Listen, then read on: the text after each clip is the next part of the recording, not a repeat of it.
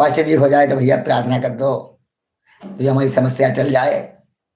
घुटने टेको, प्रार्थना कराओ और तुम अवश्य चंगे हो जाओगे। हालेलुया। जैसा तुम्हारा विश्वास तैसा परमेश्वर काम करता है। यहां पर लिखा घुटने टेक।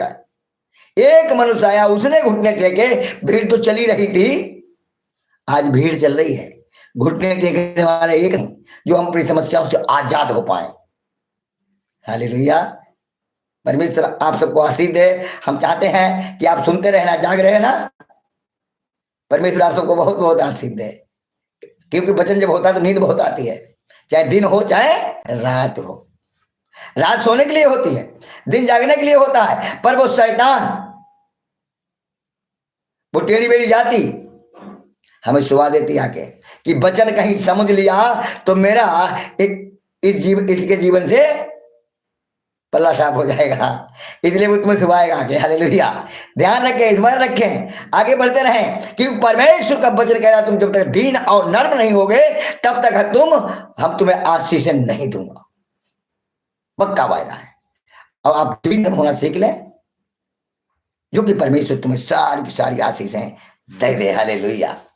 हाँ, इसने घुटने टेके, हे प्रभु मेरे पुत्र पर दया कर। घुटने टेके, फिर कह रहा हे प्रभु मेरे पुत्र पे दया कर, यानी दीन होके।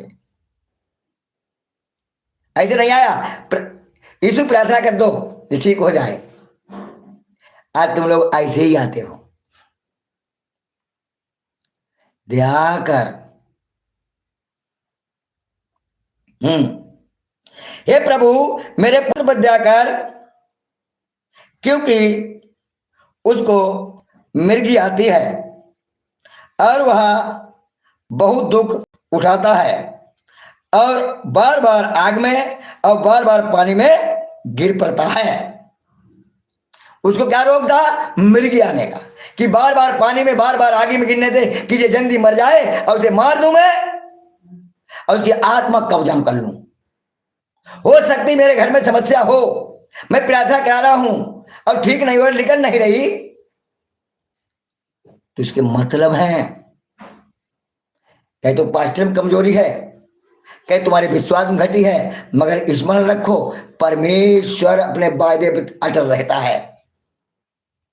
या तो हमारी प्रार्थना में कुछ कमी रह गई, या तुम्हारे विश्वास में घटी है जो वो समस्या ना निकली। Hallelujah, hallelujah. परमेश्वर आप सबको बहुत बहुत आशीष दे।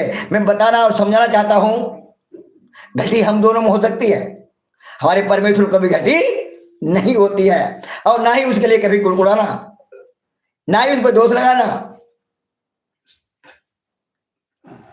आप विश्वास करेंगे तो अवश्य हो जाएंगे। आपके विश्वास में क्या पता ठीक हुई कि नहीं, प्रार्थना तो कराई लगी, नहीं हो सकता।